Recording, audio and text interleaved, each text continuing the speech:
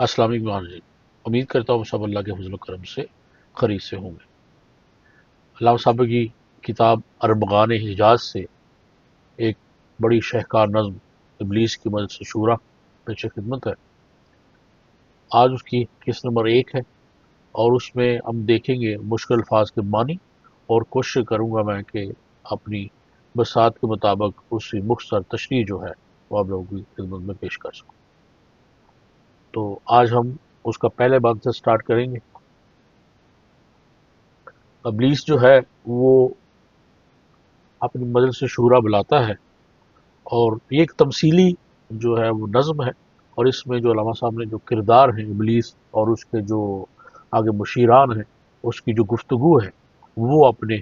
علم و حکمت کے مطابق جو ہے وہ اپنی نظم میں پیش کی ہے۔ اور یہ ایسی شہکار نظم ہے کہ جو ان کی زندگی کا، اگر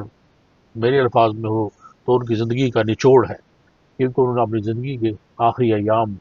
یہ لکھی ہوئی نظم ہے یہ، اور پوری زندگی کا نچوڑ جو ہے وہ اس نظم کے اندر ہے۔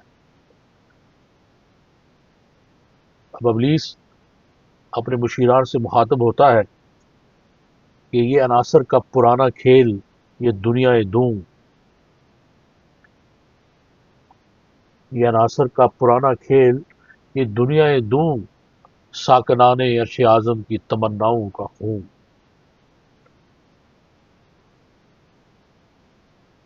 ہمیشہ میں دیکھیے کہ یہ عناصر کا پرانا کھیل، یہ دنیا دوں، یعنی عناصر اصل، بنیاد، یعنی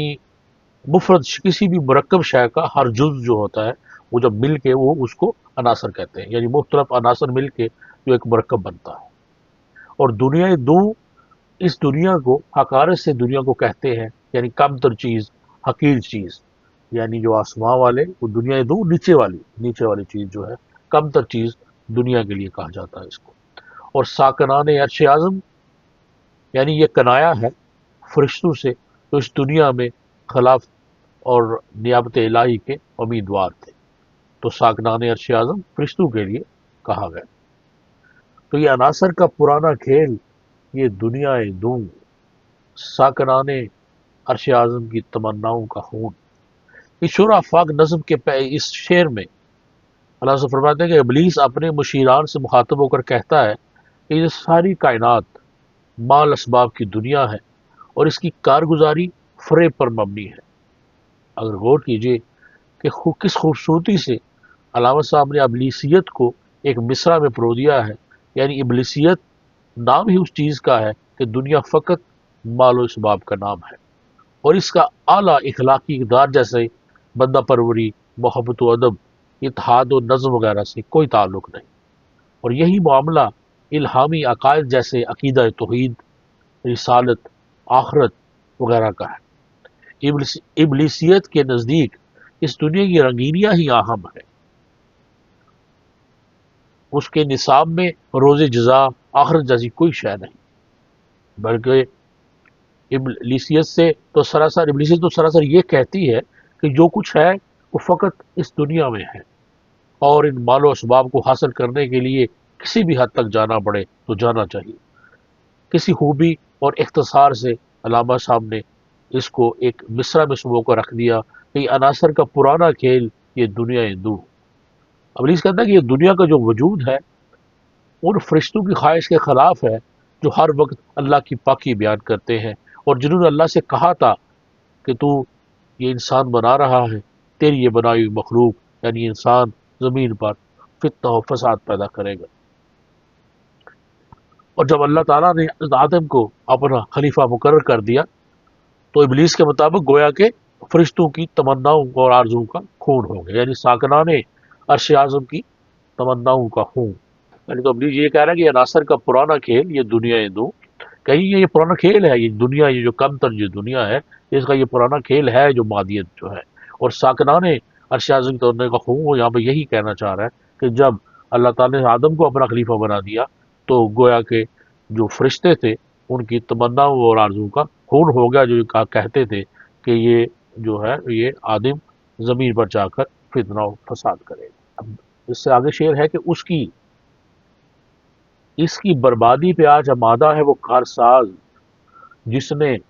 اس کا نام رکھا تھا جہان کاف و نور۔ کارساز آمادہ ہوتا ہے، تیار ہونا، اور کارساز بنانے والا، کام سنوارنے والا، اور جہان کاف و نور یعنی کن فیکون کا جو ہے اس کی طرف اشارہ ہے۔ جب فرمایا کہ دنیا، یہ جو جہان ہے، یہ ایک لفظ سے بنا، کن ہو جا فیکون، وہ ہو گیا، تو اسی کو کاف و نون یعنی جس جہان کا نام رکھا تھا کہ کن فیکون، اسی کی طرف اس کا اشارہ ہے۔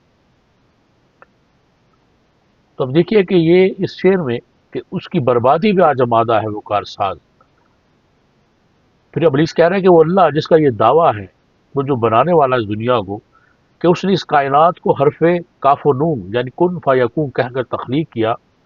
آج وہی اللہ اس کی کائنات کی بربادی پر تلا ہوا۔ یعنی وہ کارساز جو اس کو بنانے والا ہے، جس نے اس کا نام جہان کاف و نون یعنی کن، اپنی کن فیکون کہہ کر تخلیق کیا تھا، آج اس کو اپنے ہاتھ سے برباد کرنے کے لیے، اس کو مٹانے کے لیے تلا ہوا۔ یہاں اگر آپ دیکھیں تو ابلیس کا اشارہ اب جنگ عظیم کی طرف بھی ہو سکتا ہے، کہ یہ جب ابلیس کہہ رہا ہے کہ گو کہ میرے ہی ماننے والی قوتیں آپس میں دست و گریباں ہیں، اور اس کے نتیجے میں یہ ڈر ہے کہ اگر یہ سلسلہ ایسا ہی چلتا رہا تو دنیا سے طاغوتی طاقتیں ختم ہو جائیں گی، مگر میں ہرگز ایسا ہونے نہ دوں گا، کیونکہ میں نے بہت محنت سے اپنا یہ ابلیسی نظام کھڑا کیا ہے۔ جیسے شعر میں کہتا ہے کہ میں نے دکھلایا فرنگی کو ملوکیت کا خواب۔ اب ابلیس یہ کہہ رہا ہے کہ میں نے دکھلایا فرنگی کو ملوکیت کا خواب، میں نے توڑا مسجد و دیر و کلیسا کا فسوں۔ فرنگی انگریزوں کو فرنگی بھی کہا جاتا تھا، اپنے زبان میں فرنگی بھی ان کو کہا جاتا ہے، اور ملوکیت ایسی حکومت جس میں کسی ایک خاندان کے فرد واحد کے ہاتھ میں حکومت ہو، یعنی بادشاہت، اور فسوں جادو اور سحر، اور مسجد و دیر و کلیسا اس میں جو ہے وہ سبھی آ جاتے ہیں، کہ یہود، عیسائی اور مسلم وہ سارے، اور فسوں جادو اور اس کا سحر۔ اب ابلیس اس میں کہہ رہا ہے کہ میں نے دکھلایا فرنگی کو ملوکیت کا خواب۔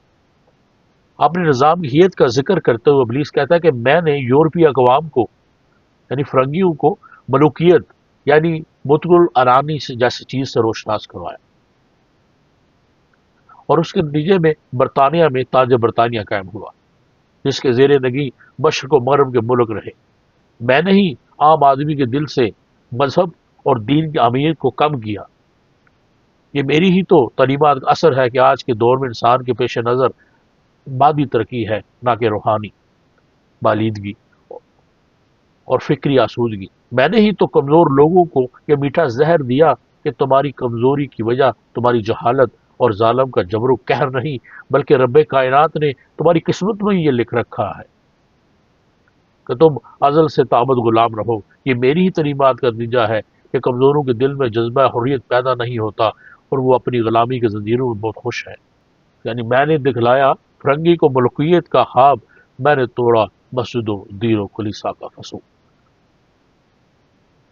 یعنی فرنگیوں کو میں نے کہا کہ چھوڑو یہ سب کچھ، اور ملوکیت کی طرف آ جاؤ، بادشاہت کی طرف آ جاؤ، اور جتنا بھی مسجدوں اور کلیسا اور اس کے ساتھ جتنا بھی لوگ اس کی طرف جو کھچے چلے آتے تھے، اس کا فسوں، اس کی جو اس میں جو کشش تھی، اس کو بھی میں نے لوگوں کو مادیت کی طرف لگا کر اس کا فسوں جو ہے، اس کا جو اثر ہے وہ بھی ختم کر دیا۔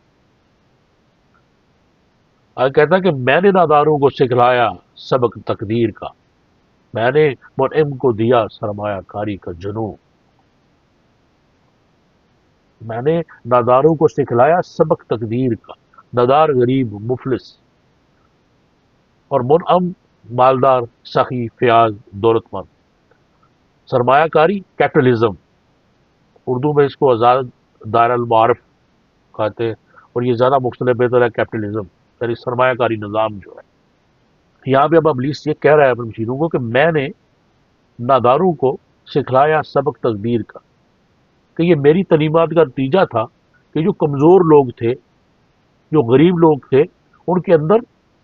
جذبہ حریت پیدا ہی نہ ہو، وہ اپنی یہی سمجھے کہ یہی ہماری تقدیر ہے، وہ اپنی غلامی کی زنجیروں میں خوش رہیں اور یہ سمجھیں کہ یہ سب کچھ ازل سے ہمارے لیے ہماری تقدیر میں لکھ دیا گیا ہے کہ ہم نے غلام رہنا ہے،